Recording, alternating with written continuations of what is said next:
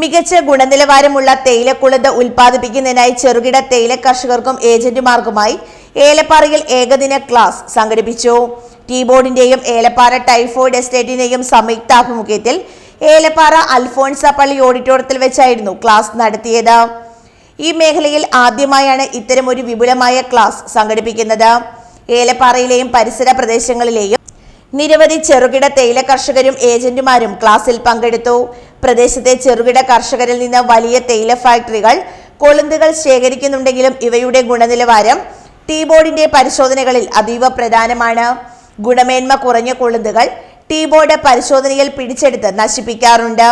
ഇത് തേയിലപ്പൊടിയുടെ മൊത്തത്തിലുള്ള ഗുണനിലവാരത്തെയും വിപണിയെയും പ്രതികൂലമായി ബാധിക്കുന്ന പശ്ചാത്തലത്തിലാണ് കർഷകർക്കായി ബോധവൽക്കരണ ക്ലാസ് സംഘടിപ്പിച്ചത്.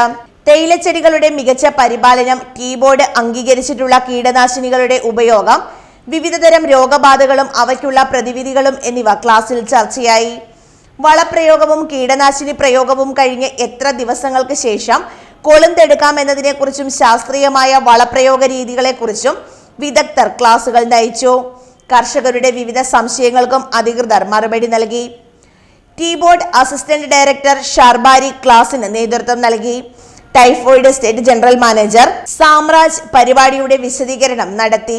Tea board factory adviser officer Arunkumar, development officer Manoj Kumar, UPASI advisory officer Shyam Kumar, ടൈഫോയിഡ് എസ്റ്റേറ്റ് മാനേജർ മണി മുത്തുരാജ്, പെരുമാൾ കൃഷ്ണകുമാർ, ഡൊമിനിക് സെബാസ്റ്റ്യൻ എന്നിവർ പരിപാടികൾക്ക് നേതൃത്വം നൽകി. News bureau, Elappara.